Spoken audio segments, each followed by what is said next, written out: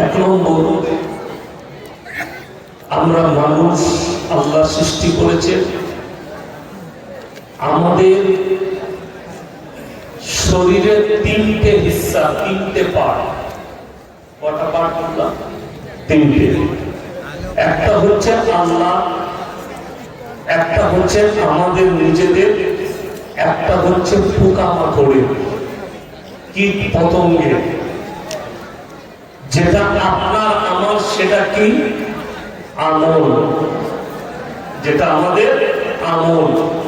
রূহ কার? জোরে বলুন, রূহ কার? আল্লাহ। আর শরীর হচ্ছে পোকামাকড়ের। মরে যাওয়ার পরে, কবরে দেওয়ার পরে আমাদের শরীরটা কে খাবে? পোকামাকড়। আর রূহ কার কবজায়? আল্লাহর কবজায়। খালি আপনার নিজের বলতে যেটা, সেটা হচ্ছে নেক আমল। সবাই ভালো আমল করবো বলুন ইনশাআল্লাহ। শরীর আপনার নয়, রূহ আপনার নয়, জাস্ট আপনাকে আল্লাহ দুনিয়াতে সৃষ্টি করেছেন, পাঠিয়েছেন নিজের ইবাদত করার জন্য। এরপর আমাদের মুসলিম সমাজ মনে করে ইবাদত মানে শুধু নামাজ, রোজা, তাসবিহ, তেলাওয়াত, হজ, যাকাত, এইটাই। এই জন্য আমরা কমজোর। পরিপূর্ণ জীবন ব্যবস্থা হচ্ছে মাথা থেকে পা পর্যন্ত পরিপূর্ণ একটা জীবন ব্যবস্থার নাম হচ্ছে ইসলাম। সাংসারিক জীবন, ওটা একটা ইবাদত। আপনি বিয়ে করেছেন, স্ত্রী পুত্র পরিজন নিয়ে চলছেন, হালাল খাবার তাদের মুখে তুলে দিচ্ছেন, হালাল ইনকাম করছেন, এইটাও একটা ইবাদত।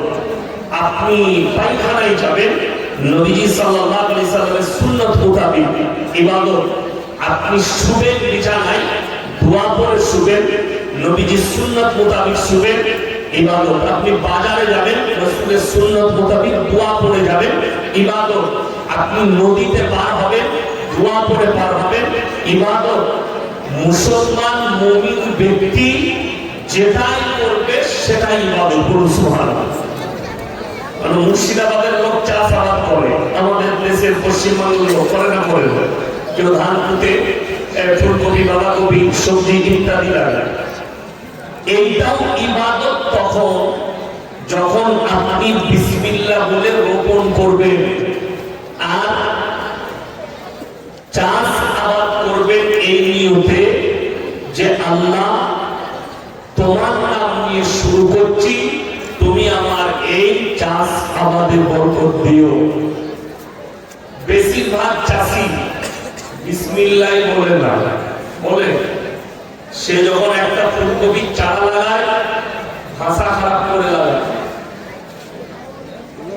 তার কর্মচারী মুনিশকে বলে ভালো করে পুঁতবে, বলে বলে, কিন্তু এটা বলে না, দাদা তুই পুঁতবি না, আগে আমাকে বিসমিল্লাহ করতে দে।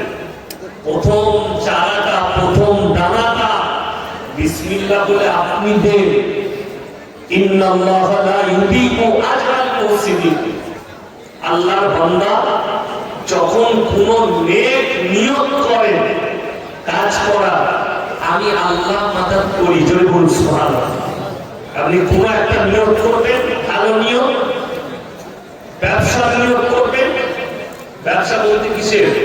আমাদের দেশের লোকরা এত ভালো, মুসলমানরা অনেকজন লটারি বিক্রি করছে, আবার তার টেবিলের সামনে আজমিরা পাথর চাপি ছবি লাগিয়ে রেখে নিজের বরকত দিবে। হ্যাঁ, আজমিরের ছবি রেখেছে। চাচা এটা কি গো? বলে তুমি বুঝবে না, আজমিরের খাজা বাবা বরকত দিবে। খাজা বাবা লটারিতে বরকত দেয়? হারাম জিনিসে। এরা মুসলমানদের আকীদা। এই আকীদাই হচ্ছে শিরকি আকীদা, কুফরি আকীদা।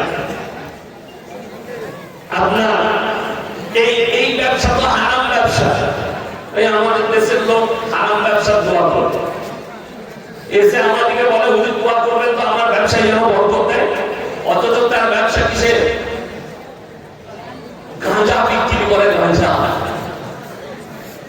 আপনি মুর্শিদাবাদ, নদিয়া, মালদার যতগুলো জেল আছে খুঁজলেন, মুসলিমদের ছেলেরা গাঁজা পাচারে ধরা পড়েছে, ঢুকে আছে। আফিম, হিরোইন সব এই মুর্শিদাবাদ, নদিয়া, মালদার ছেলে জেলের পুকুরিতে ভরা আছে। কেন? এদের কাছে তো দ্বীনি কালচার নেই, ইসলামী কালচার নেই, যার কারণে আপনাকে সহজে লোকে টুপি পড়াচ্ছে আর পড়াতেও পারছে। তা হলে মুসলমান ভয় খায়। সকলে বলুন ভয় কেন খাবেন? মানুষ ভাত খাও না। দেশের লোকরা বলছে সব মুর্শিদাবাদ ওনারা গরু খাচ্ছে, তাদের বলে আওয়াজ নেই। গরুর গোশ করলে তো শক্তি বাড়ে, বাড়ে না। তো জোরে বলুন, গলার আওয়াজ বার করুন। আমার বন্ধুগণ, আমার ভাই, খুব দুঃখের সঙ্গে বলছি যে আজ আপনি ভয় খাচ্ছেন কোন শক্তিকে, যে শক্তি আমার আল্লাহ মিটিয়ে দিতে পারেন, সেই শক্তিকে ভয় খাচ্ছেন। সেই রাজাকে ভয় খাচ্ছেন, যে রাজার কাছে আমার আল্লাহ মালাকুল মউত পাঠালে সে আর প্রচার রাস্তা পাবে, তাকে ভয় খাচ্ছে। সেই নেতাকে ভয় খাচ্ছে, আমার আল্লাহ তার রূহ কবজ করলে তার বডিগার্ডের কাজ করবে না। আপনি সেই মানুষটাকে ভয় খাচ্ছেন, আমার আল্লাহ এদের থেকেও তাবর তাবর মরদদের নিচুড়ে রস পান করে দিয়েছে। কোরআনের ইতিহাস খুলে দেখবে। এখন বেলডাঙায় কি মরদ আছে, মুর্শিদাবাদে কি মরদ আছে, একবার গিয়ে হাজারদুয়ারিতে দেখো, নবাব সিরাজউদ্দৌলা যে তলোয়ারটা ব্যবহার করতো, আপনার আমার মতো 4টা মরদ লাগবে তুলতে, 50 কেজির উপরে বেশি ভারী। সেই তলোয়ার নিয়ে যুদ্ধ করতো নবাব সিরাজউদ্দৌলা। তাহলে কত শক্তি ছিল? টিপু সুলতান যে তলোয়ার ইউজ করেছে, সেই তলোয়ারের ওয়েট কুইন্টলের কাছাকাছি, কুইন্টলের আপে হতে পারে, তার নিচে নয়। সেই তলোয়ার দিয়ে তাহলে কত শক্তি ছিল? সবাই নিয়োগ করুন, আমরা আল্লাহকে ছাড়া কেউ ভয় খাবো না, করুন ইনশাআল্লাহ। এইটাই হচ্ছে মুমিনদের আকীদা আর মুমিনদের মান বিশ্বাস। রিসপেক্ট আপনি করুন। একজন থানার আইসি, তাকে রিসপেক্ট করতে হবে, সম্মান। বাপকে সম্মান করুন, বড়কে সম্মান, ছোটকে স্নেহ করুন। এটা শরীয়ত, নবীজির আদর্শ। কিন্তু ভয় একমাত্র আল্লাহকে খেতে হবে। আল্লাহ ছাড়া ভয়ের পাত্র পৃথিবীতে কেউ নেই। আল্লাহর কসম, এই রূহ তার কবজায়, আল্লাহর কবজায় আছে রূহটা। আপনি সবসময় আমার এই কথাটা মাথায় গেঁথে নেন যে আপনার রূহ আল্লাহর কবজায়, শরীরটা প্রদান করে। আপনার যেটা নিজস্ব জিনিস আছে সেটা মাত্র একমাত্র আমল, আর সেই আমল যদি বদ আমল হয়, আপনার কবর কঠিন হলো, কিয়ামতের ময়দান কঠিন হয়ে গেল। মাইকটা ডিস্টার্ব করলো। আমার বন্ধুগণ, আমার ভাই, সবাই হাত তুলে বলুন তো, আজ থেকে আমরা মুমিন হব ইনশাআল্লাহ। জোরে বলুন ইনশাআল্লাহ। মুমিন হন, দিলেতে আল্লাহ ছাড়া কারণ ভয় থাকবে না। আমার বন্ধুগণ, আজকে দেখুন, মুসলমান অনেক আছে, আছে না নাই? ভারতে 30 কোটি মুসলমান আছে, এদের মধ্যে 10 কোটি মুসলমান আছে কিনা সন্দেহ আছে। এখন আবার নতুন শব্দ এক হচ্ছে ভারতে, একটা হচ্ছে রাষ্ট্রবাদী মুসলিম। আমি নতুন করে দেখছি, কোন নেমখানা, কোন হারামখোর, তারা বলছে রাষ্ট্রবাদী মুসলিম। তাইলে বাকিরা কি আমরা রাষ্ট্র বিরোধী? কারণ বাপের হিম্মত আছে আমাদেরকে রাষ্ট্রবাদী, রাষ্ট্র বিরোধী প্রমাণ করাবে? রাষ্ট্রবাদী মানে কি? যেগুলো কুত্তা হবে, কুত্তা পালা হওয়া কুত্তা, যার গলায় কুত্তার পাত্তাকেও পরাতে পারবে, সে হচ্ছে রাষ্ট্রবাদী। ইয়াসিনের গলায় কুত্তার পাত্তা পরানো যাবে না, ওই জন্য ও রাষ্ট্রবাদী নয়। আমি রাষ্ট্র বিরোধী। বড় কষ্ট লাগে, দুঃখ লাগে। আমি বলে যাচ্ছি আপনাদেরকে, সবাই যারা ভয় খাচ্ছে, আরে আমি তো রেডি হয়ে আছি, আমি ফর্ম জমা করে দিয়েছি। আপনারা ফর্ম নিয়েছেন তো? সকালে জমা করবেন, বলুন ইনশাআল্লাহ। জমা অনেকজন করে দিয়েছে, করে দিচ্ছি। আমি খালি রেডি আছি যে আমাদিকে প্রমাণ দিতে হচ্ছে আমার বাপ দেশের নাগরিক কি। 2002 আমার বাপের নাম আছে কিনা, যদি নাম না থাকে তোমাকে এখন প্রমাণ দিতে হবে যে তোমার বাপ এখানকার নাগরিক না আমি নাগরিক। তার মধ্যে 11টা ডকুমেন্টস লেগেছে। আমি দেখতে চাই গোটা ভারতের এসআইআর হোক, যারা অনুপ্রবেশকারী লাঠি মেরে তাদেরকে গঙ্গা পার করাও, লাঠি মেরে তাদেরকে পদ্মা পার করাও। আমি দেখতে চাই দুটো মারাত্মক বেঈমান অনুপ্রবেশকারী দেশে ঢুকে আছে। একটার নাম হচ্ছে তসলিমা নাসরিন। সে বাংলাদেশি না ভারতবাসী? জোরে বলুন। বাংলাদেশি, নিজেকে নাস্তিক বলে, আল্লাহ মানি না। নাস্তিক মানে ধর্ম মানে না।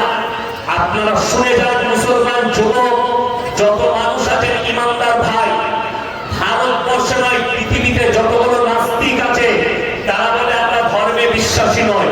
অথচ তারা, আমি চ্যালেঞ্জ ছুড়ে বলছি, শিক্ষিত লোক যারা মাস্টার ডাক্তার আমার ভাইয়ান শুনছেন, শুনে তাদেরকে বলছি, যারা তসলিমা নাসরিনকে ভালো লেখিকা মনে করে, ভালো জ্ঞানী মনে করে, তসলিমা নাসরিন কিন্তু নিজের বইয়ে নিজে প্রমাণ দিয়েছে সে একজন হারামের আওলাদ। যদি বলেন দলিল কি আছে, সে তার বইয়ের নাম হচ্ছে লজ্জা। সেই লজ্জা বই লিখেছে আমি আমার মাকে আমার চাচার পোষা নিতে দেখেছি। তো যার জন্ম চাচা দিয়েছে সেটা হালাল না হারাম ইসলামিক শরীয়তে? মুসলমানদের কাছেও হারাম, হিন্দুদের কাছেও হারাম, শিখদের কাছেও হারাম, ইসাইদের কাছেও হারাম। অবৈধ সন্তান বলা হয় যদি অন্য কেউ জন্ম দেয়। সে নিজে বলছে আমাকে আমার চাচা জন্ম দিয়েছে, আমার মাকে আমি চাচার পোষা নিতে দিয়ে দেখেছি। তাহলে সে কি করে পরিচয় দেয়? নাম্বার 2, এসআইআর হচ্ছে, আমি দেখতে চাই সে আমাদের দেশে থাকতে পায় কি না পায়। এসআইআর সে কি করে তার বাপের প্রমাণ দেবে যে সে দেশের নাগরিক।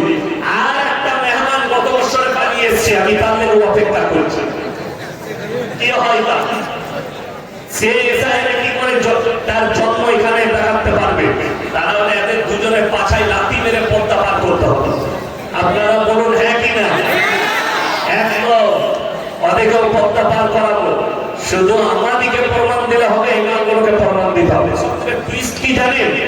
সবথেকে মারাত্মক কথা, পৃথিবীর একটাও নাস্তিক ইসলাম ছাড়া আর কোন ধর্মকে গালি দেয় না। দেখবে ঠিক বললাম না ভুল বললাম? তসলিমা নাসরিন, তুমি যদি হালালের সন্তান হও, একবার হিন্দু ধর্মকে গালি দিয়ে দেখাও, একবার শিখ ধর্মকে গালি দিয়ে দেখাও, একবার পাঞ্জাবিকে গালি দিয়ে দেখাও, তোমার পাছায় লাথি মেরে দিল্লি থেকে দাঁড়িয়ে তোমাকে বাংলাদেশে প্রবেশ করাবে। এই দেশে ঠাঁই পাবে না।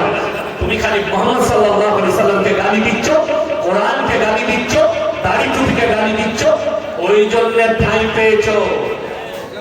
তা না হলে ঠাঁই পেতে না।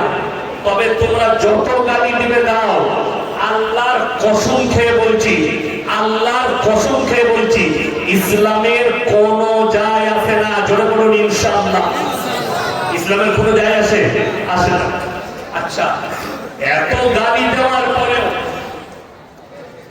এত গালি গলজ করার পরেও অনেক মুসলিম ভাই ইসলাম কি করে কবুল করছে? তাদেরকে কে দাওয়াত দিলে? কে তালওয়ার ঠাকালো? এইটা না হলে হিন্দুস্তান জোর করে কেউ কি ধর্ম পরিবর্তন করা যাবে না। আপনারা ইমানদারির সাথে বলুন, একটা বড় সেলিব্রিটি ক্রিকেটার, একটা বড় আর্টিস্ট, তাদের উপরে কেউ দাবাও দেয়? কথা বলে পারবে দাবাও দিতে যে তুমি এই ধর্ম কবুল করো? না। একজন সেলিব্রিটি মানে তার আন্তর্জাতিক মহলে তার একটা বড় নাম আছে। আপনারা সকলে জানেন পৃথিবীর শ্রেষ্ঠ ব্রেক ড্যান্সার, আজ পর্যন্ত তার মতো ড্যান্সার জন্ম নেয়নি। তার নাম হচ্ছে মাইকেল জ্যাকসন। পৃথিবীর শ্রেষ্ঠ ব্রেক ড্যান্সার। সে নিয়োগ করেছিল, তার কাছে 50টা ডাক্তার পালা ছিল তার চারিদিকে। সে যখন ঘুমাতো 10টা ডাক্তার ঘিরে ধরে থাকতো, মশারির ভেতরে ঘুমাতো।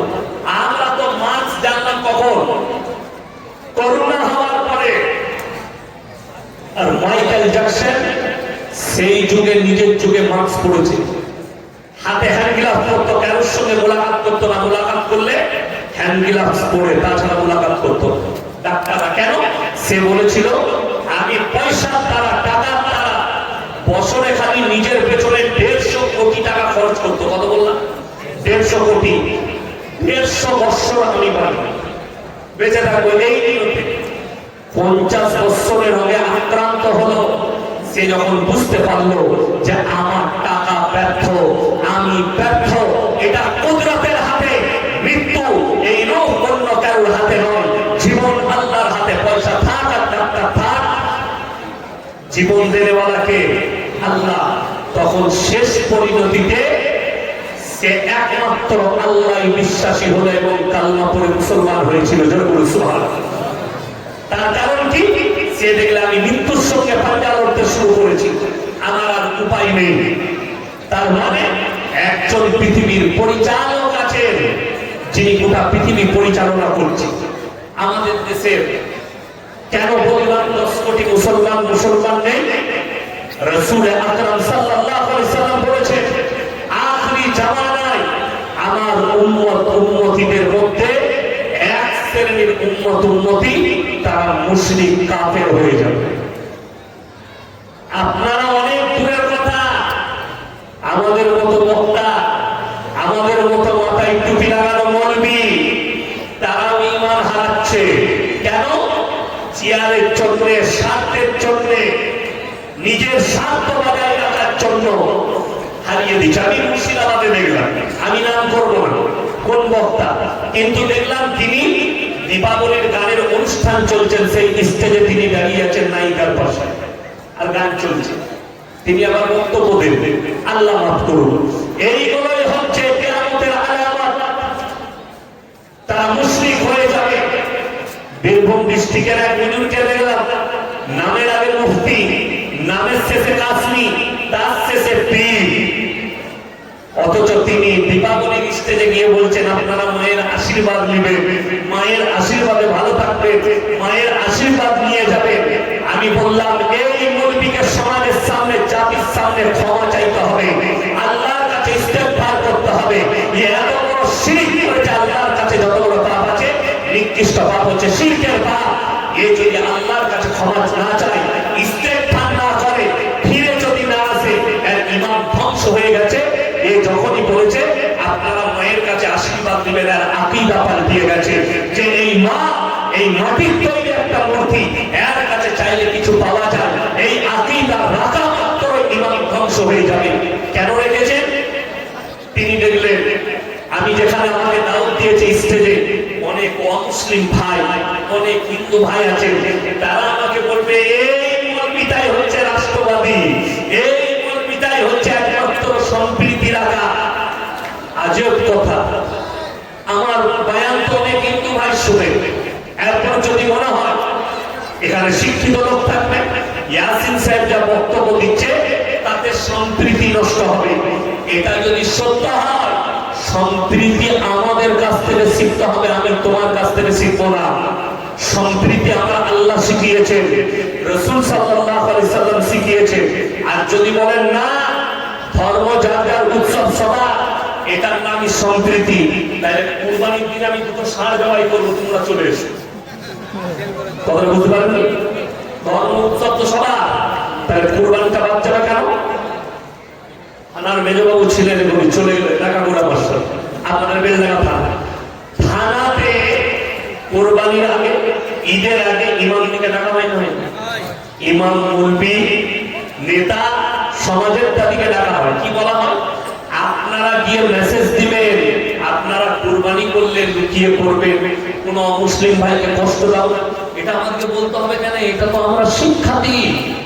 কথা বলি, এটা তো রাসূল সাল্লাল্লাহু আলাইহি সাল্লামের আদর্শ যে তোমরা মুমিন ততক্ষণ হবে না যতক্ষণ পর্যন্ত তোমার কাছ থেকে তোমার প্রতিবেশী সুরক্ষিত হবে। তোমরা দেখো না তোমার বাড়ির পাশে কে আছে, ক্ষুধার্ত হলে খাবার দাও, বস্ত্রহীন হলে বস্ত্র দাও, বিপদে পড়লে পাশে দাঁড়াও। দেখো না হিন্দু, দাস, মুচি, দলিত, আদিবাসী, দেখো না কোন জাতে, তার একটা মারাত্মক দলিল দিন।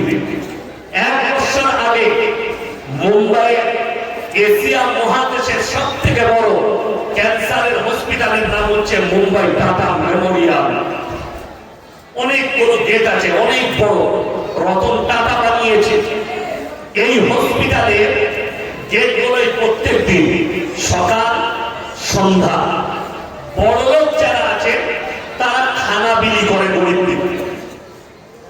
টাকা থাকলে অনেক সময় মানুষ কিনে খেতে পারে না, পারে সময় করই যাবা। কেউ বাপের ক্যান্সার হয়েছে, তার কাছে পয়সা আছে পকেটে, খাবার তো টাকাও আছে, সে গরিব নয়, কিন্তু তার বাপকে নিয়ে এমন পজিশনে আছে ডাক্তার কখন ডাকবে, তো তার কিনে খাবার সময় নেই। তো গেটে যদি কেউ খাবার দেয়, এমন ভোগ লেগেছে, সেই খাবারটা খাওয়া যায় আছে, নিয়ে খেলে বড় লোক দিচ্ছে। তো সেখানে অনেক লোক লাইন দিয়েছে। একজন হিন্দু ভাই খানা বাড়ছেন, সেখানে মুসলিম মহিলা আছে, মুখে কাপড় বাঁধা।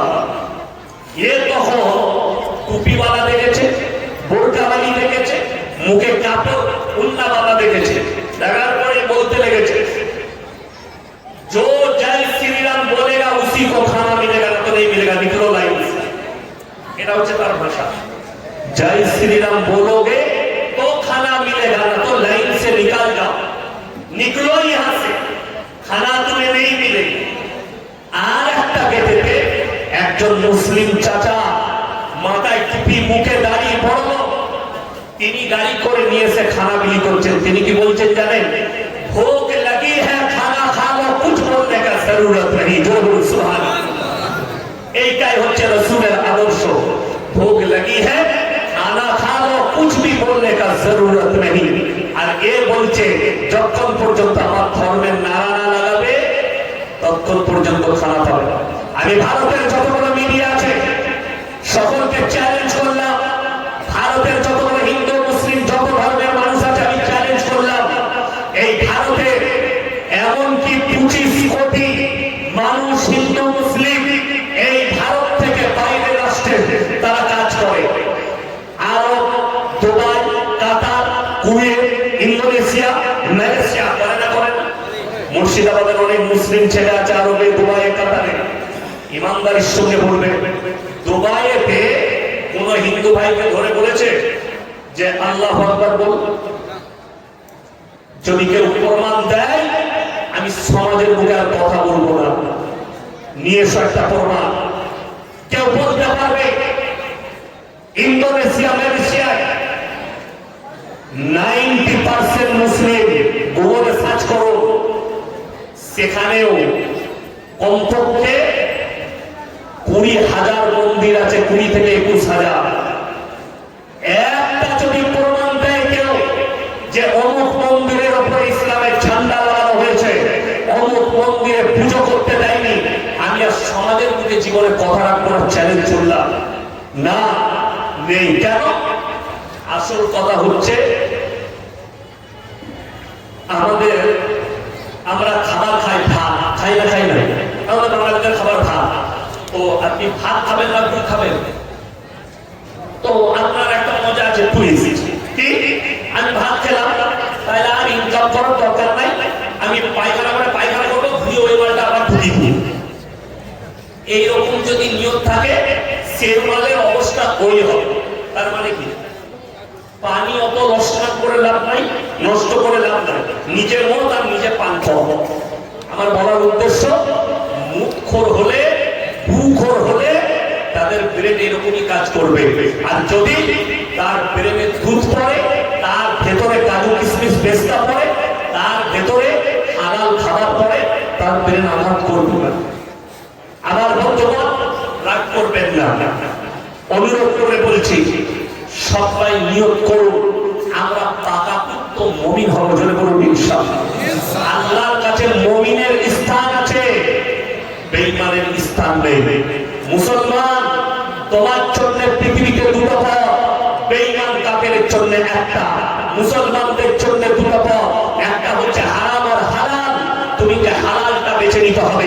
তুমি যদি হারাম বাঁচো, তুমি বাতিল হয়ে গেলে, দিন থেকে মাহরুম হয়ে গেলে। তুমি যদি হালাল বেছে নাও, তুমি মুমিন হয়ে গেলে। আর বেঈমান কাফেরের জন্য সবসময় একটাই দিন, হারাম হালাল বলে কোনো বিচার নেই।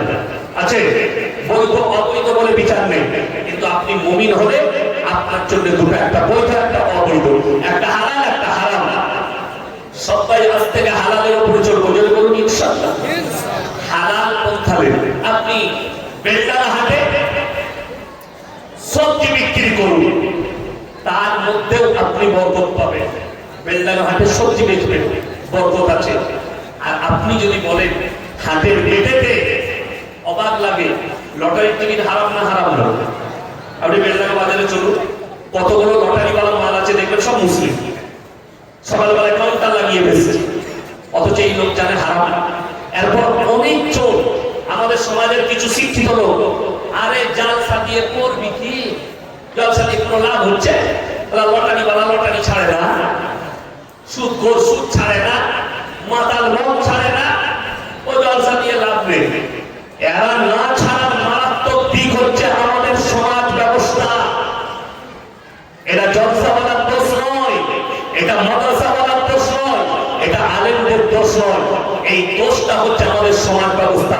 চ্যালেঞ্জ ছুড়ে পড়ে গেলাম, এই বেলডাঙ্গা এলাকার যতগুলো পাড়ার লোক আর যতগুলো গ্রামের মানুষ এসছে, মসজিদে এলান করুন যে লটারি ব্যবসা করবে তার বাড়িতে ইমামের পালা বন্ধ, মসজিদের সাথে তার সম্পর্ক ছিন্ন, কালকে বন্ধ করে দেবে। আমি এক্ষুনি ঝিটকে বলে শুনিয়ে এলাম, নেটে সার্চ করুন, ইউটিউব ফেসবুকে পাবে। মধ্যপ্রদেশ ইন্দোর, এই মধ্যপ্রদেশ রাজ্যে দেওবন্দি, বেরেলি, আহলে হাদিস যত দল আছে, সব মৌলবীরা এক কাছে হয়ে মশওয়ারা করে বলেছে, যারা বেটার বিয়েতে ফোন নেবে, যে বিয়েতে গান বাজনা করবে, সেই বিয়ে আমরা কোনো মৌলবী পড়াবো না। সব মাল জব্দ হয়ে গেছে, ফোনও বন্ধ, গান বাজনাও বন্ধ, সুন্নত তরিকায় বিয়ে হয়েছে। কথা বুঝতে পারেন? এখন যদি আমরা এই সিদ্ধান্ত নিতে পারি, গ্রামের মানুষ, এই লোক প্রকাশ্যে সুদ খাচ্ছে, প্রকাশ্যে সুদখোর, এই লোক না মসজিদের কোনো এক দান নেওয়া যাবে না, এক বাড়িতে ইমাম পালা হবে, জব্দ হয়ে যাবে, কাল কি সুদ ছেড়ে দেবে। কিন্তু আমরা নিতে পেরেছি না, বিপদ কি করে? বেশিরভাগ আমাদের দেশে যদি 1 লাখ মসজিদ থাকে ভারতে, 90,000 মসজিদের সেক্রেটারি হারামখোর। আমি বললি খারাপ গাল দিব অনেক চোখ, তুমি আমাকে গাল দাও, 90% রাগ করেন না, 90,000 এমন বেরোবে। আরে ওটা তো দূরের কথা, এক ওয়াক্তের নামাজ পড়ে না এমন সেক্রেটারি আছে, মসজিদ গায়ের চড়ে মসজিদ চালাচ্ছে, তখন করে রেখে দিয়েছে। এইটাই হচ্ছে যে শুধু ওইটা। আমাদের বর্তমানে একটা মসজিদ আছে, তাদের জিলাপি হুজুরদের, তো কি নাম তোমার? সাজিদ শেখ, জায়গাটা আমাকে দিয়ে যা, মাশাআল্লাহ আমার ভাই। তো সেই মসজিদের পাশে 40টা তাল গাছ, কটা বললাম? তাল গাছ। দেখবেন গরমকালে, গ্রীষ্মের দিনে এই তাল গাছগুলোই আমাদের দেশের যারা আদিবাসী ভাই আছে তারা রসটা খায়, সেটার নাম তাড়ি। তাড়ি মানে মদ, তাড়ি খেলে নেশা হয় না? হয় না? তো এ 2000 করে কন্ট্যাক্ট দিয়ে দিয়েছে, 2000 টাকা করে কন্ট্যাক্ট, 40টা গাছে 80,000 টাকা দিবি আমাকে, ওটা সিজন রস টানবে, তুই যত পারবি মদ বিক্রি কর, আর আমাকে এক হাড়ি করে দিবি মসজিদে থেকে উমালু খা। বুঝতে পারছেন দাদা মসজিদ কত ভালো চলবে? আমি একদিন বাজারে তাদের ইমামকে জিজ্ঞেস করলাম, আচ্ছা কটা মুসলিম ভাই তোমার মসজিদে? বলছে 7.5টা, মানে একটা ছোট ছেলে আছে। কটা বললাম? 7.5টা, মানে একটা অর্ধেকটা। আমরা ফজরে এমনি গরমের সময় 2-3 জন আসে, আর পৌষ মাসের শীতে বলছে ও আমি বিচনের ভেতরে মাইকটা খুলে দিয়ে শুই হুজুর, ও ফজরের সময় আজান দিয়ে আমিও ঘুমিয়ে যাও, সারা উঠে পড়ি, মানে কেউ নামাজ পড়ে না। বলে আমি 7টার সময় উঠে গেটে দেখি চা বিস্কুট দিয়ে গেছে, আমি খেয়ে নিই, আমি যেমন রূপ তেমন ফেরেছি। সেই ইমামকে দেখছি একদিন বাজারে বসে গুটকা খাচ্ছে, সিগারেট খাচ্ছে। কে খাচ্ছে? মসজিদের সেক্রেটারি আর ইমাম, যেমন রূপ তেমন ফেরেশতা। ও বলছে আমি মাতার, অসুবিধা নাই, আপনি আমার বিরোধিতা করেন না, তুমি তোমারটা চালিয়ে যাও। আমি তাকে বললাম দিনের দিন তো দাড়িগুলো ছোট হয়ে যাচ্ছে কেন? বলছে হুজুর 2,500 বেতনে আর কত লম্বা করবো? ওর বেতন 2,500 আর খানা দেয় 3,500, হলো কত? 6,000। বলছে আর তো বেতন না, তা আর কত লম্বা করবো? বেতন বাড়লে একটু দেখা যাবে। কেমন বুঝতে পারছেন? যেমন গ্রাম তেমন ইমাম। দুঃখ ওইটাই না, গ্রামের লোকের পরিবর্তনের নেশা আছে, না যে ইমামতি করছে তার নেশা আছে যারা পরিবর্তন হোক। আমি বলেছি যেদিনে তোর মসজিদে মুসল্লি বাড়বে তোর চাকরিটাও সেদিনে চলে যাবে। যাবে না যাবে না? আচ্ছা বলুন তো, বেলডাঙ্গা মার্কেটে ইমাম সাহেব যদি দাঁড়িয়ে আছে সকালবেলায়, তারপরে নামাজ পড়বে না পারাবে? দাঁড়িয়ে। তো আমাদের সমাজ এত ভালো, অন্যায় করে অন্যায়ের প্রতিবাদ করে না, সাপোর্ট করে। তা না হলে নাস্তিকের জানাজার নামাজ কখন আমাদের সমাজে হয়? হাজী সাহেবের বেটা, বড় লোকের বেটা, নাস্তিকতার উপরে জীবন কাটিয়ে মারা গেছে, প্রকাশ্যে নাস্তিক, আল্লাহ মানে না, রসুল মানে না, ইমামকে চাপ দিয়ে বলছে জানাজার নামাজ পড়াও। আর যে ইমাম জানা শোনার পরও জানার পরও যেটা নাস্তিক প্রকাশ্যে তার জানাজার নামাজ পড়াবে, সেই ইমামকে কিয়ামতের দিন আল্লাহ কঠিন পাকড়াও করবেন, হিসেব দিতে হবে। কেন? যে আমার আল্লাহকে মানেনি, তার জানাজার নামাজ কি করে পড়বেন? জানাজার নামাজ তো দোয়া, মাইয়াতের মাগফিরাতে এমন একজনের জন্য দোয়া করছো যে আমার আল্লাহকে মানেনি, নবীকে মানেনি, দ্বীনকে মানেনি। যদি বলেন হুজুর দাফন, তাকে তোমার ব্যক্তিগত জমি থাকলে সেখানে পুঁতে দাও না, সারের কাজে লাগবে, শরীয়তের কোনো কাজে লাগবে না। শরীয়তের কাজে লাগতে গেলে মুমিন হতে হবে। কবরস্থানে দাফন আর জানাজার নামাজ হয় মুমিনদের। সবাই নিয়ত করুন আমরা আল্লাহকে বিশ্বাস করে মুমিন হব ইনশাআল্লাহ। আর প্রত্যেকটা বাচ্চাকে দিনী শিক্ষা দেবো, জোরে করুন ইনশাআল্লাহ। আমরা কখনোই মাদ্রাসা ওয়ালারা বলে না, মৌলবীরা বলে না যে তোমার ছেলেকে ডাকে মৌলবী করো, হাফেজ করো, কারি করো, মুফতি করো, না। এটা কম্পালসারি নয়। আল্লাহ যাকে দেবে সেই একমাত্র নিয়ামত পাবে। আল্লাহ যাকে কবুল করবে, মারো মাশাআল্লাহ, ভালো না। দেখুন আমি একটা কথা বলি, আপনি নিজের সন্তানকে দেখুন, 3টে জিনিস পৃথিবীতে রেখে যাবেন কিয়ামতের সকাল পর্যন্ত রেখে পাবেন, ধরে বলুন সুবহানাল্লাহ। নাম্বার 1, নেক সন্তান, যে সন্তান আপনার জন্য দোয়া করবে। আপনি মরে যাওয়ার পরে আপনার কবর জিয়ারত করবে, আপনার জন্য দান খয়রাত করবে। আপনি চলে যাওয়ার পরে আমাদের দেশে বাম মরে গিয়েছে, সকালবেলায় মসজিদের দরজায় দাঁড়িয়ে আছে, হুজুর ফজর পড়ে বেরোবে, হুজুর কি হলো, আমার বাপের একটু কবর জিয়ারত হয়েছে বলে, তুই বলে আমি জানি না, বলে আমি যাবো, মাথায় টুপি লাগাইছে, আমার পর ফজর পড়ে নাই, বাপের কবর জিয়ারত করবে হুজুরের সাথে। হুজুর খেয়ে আমি না, হ্যাঁ পুত্রে জানো হুজুর কি করছে, হুজুর যেন আমাকে পোকা নামন করে, এই পাশে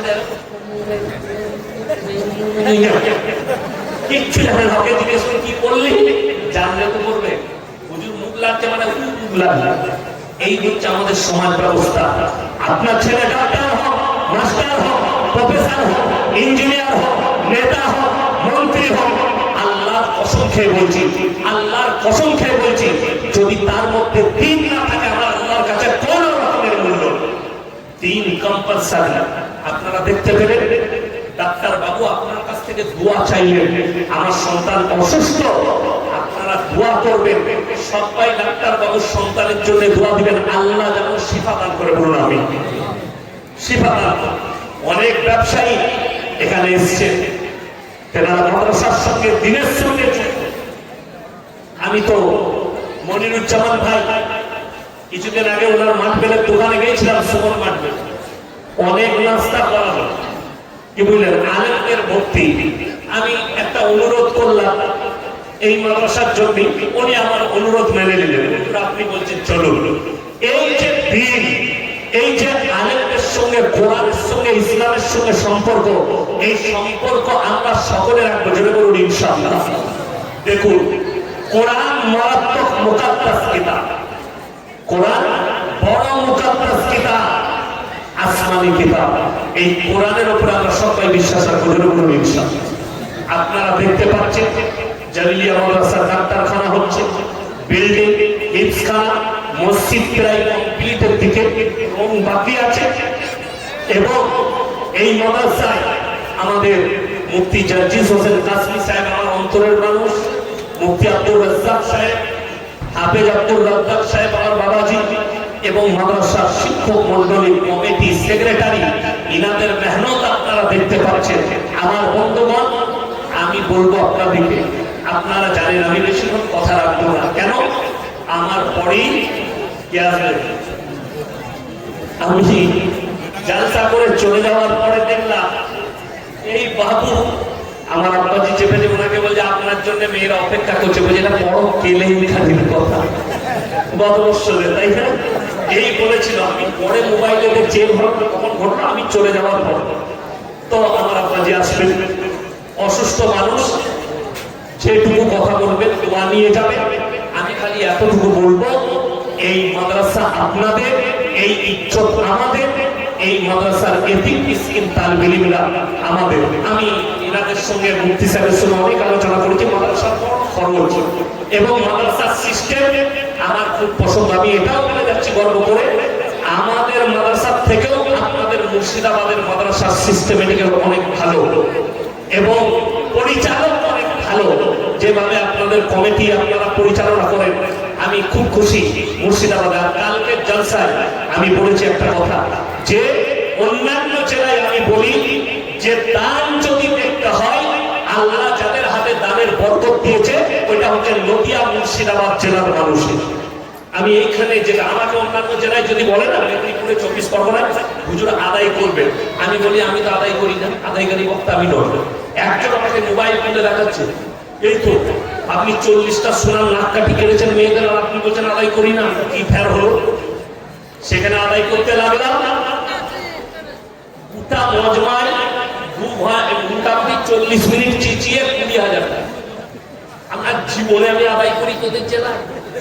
কেউ বলেন, কিন্তু মুর্শিদাবাদ জেলা আলহামদুলিল্লাহ আপনাদের দান খয়রাতে, আপনাদের দেওয়া পয়সায় এই মাদ্রাসা গৌরবময়, এই মাদ্রাসা 112তম জলসা, এত বড় মাদ্রাসা জলিলিয়া দারুল হুদা মাদ্রাসা এই মেহনত করে যাচ্ছে। কত আলেম, কত হাফেজ, কত নেকি, আপনি কিয়ামত পর্যন্ত সরকার নেকি পাবে যাদের টাকা মাদ্রাসা মসজিদে খরচ হয়। আমার ভাই, আমি বলবো আমার হাতে, আমি জানি কারি সাহেবের হাতে 1 লাখ টাকা একজন আল্লাহর বান্দা দিয়েছে, 6জন। আমি বলবো 6 জনের মধ্যে যদি একজন কোন আল্লাহর বান্দা থাকে আমার ভাই, তো আপনি আর 50 দেন তো দেখি কে আছে। 50,000 টাকা একজন কেউ আছে যে একজন 50,000 টাকা দিবেন আমার হাতে ইনশাআল্লাহ? একজন আল্লাহর বান্দা কেউ আছে এখানে? আমি এখন জলসা শেষ করে 2-4টা কথা বলবো, খালি একটু চেয়ে নিচ্ছি 2 মিনিট, 2-10 মিনিট। আমার ভাই, একজন কেউ আছে 50,000 টাকা দেবেন আমার হাতে? কত টাকা দিয়েছেন? 7 লাখ টাকা আল্লাহ, আমার হাতে 50 একজন দেবে না? আমি তো বেশি চাই না, হ্যাঁ বর্ধমান জেলার লোক কম চাওয়াই ভাই, আর কারি সাহেব বাবাজি তো আপনাদের ঘরের লোক, একটু বেশি চাইবে। আমি 50 চেয়েছি, একজন আল্লাহর বান্দা কেউ আছে যে 50,000 টাকা দিবেন ইনশাআল্লাহ? একজন? মাশাআল্লাহ। আমার ভাইজান অন্তরের মানুষ মনিরুজ্জামান সাহেব সুমন মাঠবে 50,000 টাকা, জোরে সুবহানাল্লাহ, নারে তাকবীর, 50,000 টাকা। আমি দেখলাম একটা জিনিস দেখেছি, যারা আমার ভিডিও দেখেন, ইউটিউবে দেখেন, আমি আমার গোটা বর্তমান জেলায় এত বড় মাঠ মেলের দোকান নাই, এত কোয়ালিটির মাল নেই যতটা সুমন মাঠ মেলে আছে। এবং মানসিকতা, ব্যবহার, মানুষের সঙ্গে চলাফেরা এত ভালো, উলামাদের সঙ্গে মাদ্রাসা মসজিদের সাথে সম্পর্ক। সবাই দোয়া করবেন আল্লাহ ওনার কারবারে বরকত দেন, বলুন আমিন। আল্লাহ ওনার সন্তানদের হায়াতে বরকত দেন। ওনার আব্বাজি চলে গেছেন দুনিয়া থেকে, আল্লাহ ওনার কবরের দিকে জান্নাতুল ফিরদৌসের দরজা খুলে দেখছেন, বলুন আল্লাহুম্মা আমিন। আমি বলবো ওনার জুড়ি হওয়ার জন্য আর একজন আল্লাহর বান্দা কেউ নেই। 50,000 টাকা ইনশাআল্লাহ। আর একজন কেউ আছে? 50,000 আর একজন আল্লাহর বান্দা কেউ নেই? ইনশাআল্লাহ দেখি আর একজন একটু এসে আমার সাথে মোলাকাত করে যান যে আপনি 50,000 টাকা দিবেন এই মাদ্রাসাকে। এই মাদ্রাসা আপনার, এই মাদ্রাসা আমাদের সকলের পরকালের জন্য, মরণের পরের জন্য সাদকায়ে জারিয়া আপনি কবরে পেতেই থাকবেন।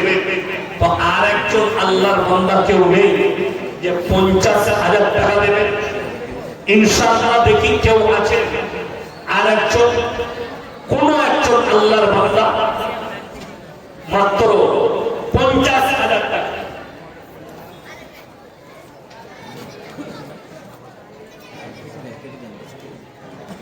নারায়ে তাকবীর, আল্লাহু আকবার। আমাদের বেলডাঙ্গার এমএলএ হাসান জামান সাহেব নগদ 20,000 টাকা পাঠিয়েছেন। মাশাআল্লাহ, আল্লাহ দানকে কবুল করুন, নেক নিয়তকে আল্লাহ পুরো করুন, কারবার আল্লাহ বরকত দেন।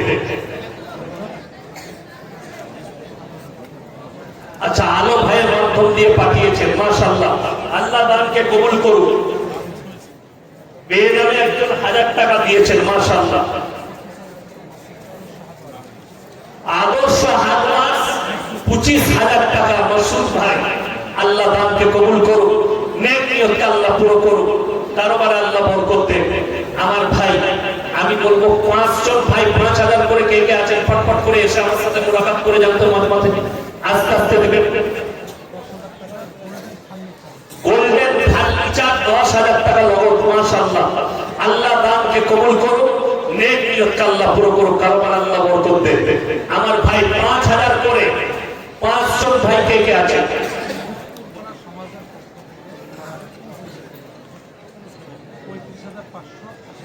উত্তরপাড়ার সমাজের পক্ষ থেকে এখনই অফিসে দিয়ে গেছেন 35,500 টাকা। আল্লাহ দানকে কবুল করুন, নেক নিয়তকে আল্লাহ পুরো করুন, আল্লাহ আপনাদের পুরো পাড়ার উপর আল্লাহ রহমত বর্ষিত করুন।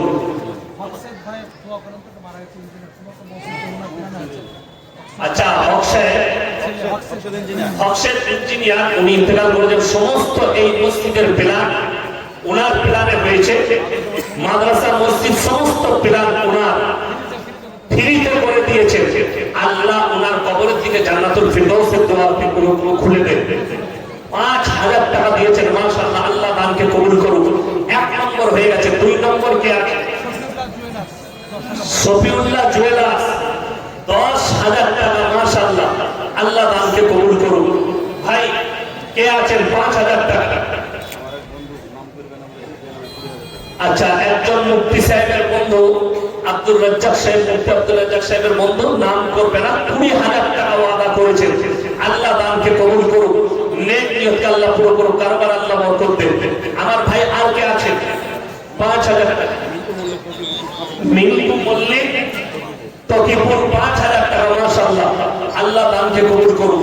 আমি আমার মহাপুরুষদিকে বলবো, যদি আপনাদের মধ্যে কেউ থাকেন স্বামীর জন্য, নিজের জন্য, নিজের আত্মীয় স্বজনের জন্য একটু দিন।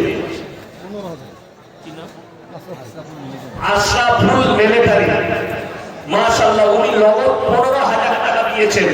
আল্লাহ দানকে কবুল করুন, আল্লাহ ওনার হায়াতে বরকত দেন, রুজি রোজগারে, পাশেই বাড়ি, রুজি রোজগারে আল্লাহ বরকত দেন। আমার ভাই আর কে আছেন? উনি মাদ্রাসা প্রচুর দেখভাল করেন। আর কোন ভাই আছেন? মমিন শেখ তকিপুর 5,000 টাকা, মাশাআল্লাহ, আল্লাহ দানকে কবুল করুন। সিরাজুল ইসলাম ভাই 5,000 টাকা, মাশাআল্লাহ, তকিপুর, আল্লাহ দানকে কবুল করুন। আমার ভাই, আমি আপনাদেরকে বলবো 30টা কোরআন শরীফের পয়সা তাড়াতাড়ি পকেট থাকলে 500 করে আমার হাতে দিয়ে যাবেন। আবু সামা 20,000 টাকা, মাশাআল্লাহ, আল্লাহ দানকে কবুল করুন। আমার ভাই মাত্র 500, সামাউল ইসলাম ভাই, আল্লাহ দানকে কবুল করুন। ভাই তাড়াতাড়ি উঠে আসুন, 500 করে টাকা। যদি টাকা না থাকে কোরআনের জন্য আমি 30টা কোরআন শরীফ এই মাদ্রাসার হিফজের ছাত্রের জন্য চাইছি।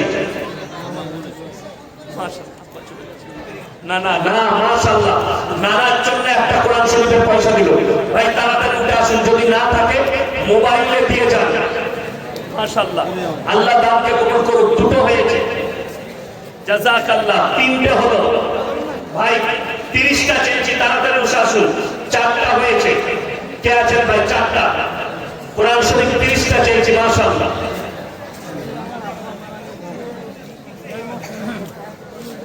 মাশাআল্লাহ। আচ্ছা, আপনার নামে 500 টাকা দিয়েছে, আল্লাহ ওনার আব্বাকে জান্নাতি করুন, কারবারে বরকত দেন। মাশাআল্লাহ, জাযাকাল্লাহ, আল্লাহ দানকে কবুল করুন। কি মুস্কান, মুস্কান খাতুন ইন্তেকাল করেছে, ওনার নামে একটা, মাশাআল্লাহ, জাযাকাল্লাহ। আচ্ছা, আপনার 500, মাশাআল্লাহ। উঠে আসেন ভাই, আল্লাহ হায়াতে বরকত দেন। দুই বন্ধু মিলে, আচ্ছা, মাশাআল্লাহ। এসো ভাই, মা, আল্লাহ তোমার মাকে জান্নাতি করুন, মাশাআল্লাহ। আমার ভাই আর কে আছে? যদি মোবাইলে থাকে টাকা, আপনি কিউআর কোড আছে এখানে দিয়ে যান পয়সা, যে মোবাইলে আছে আমার ভাই, মাশাআল্লাহ। আর কে আছে?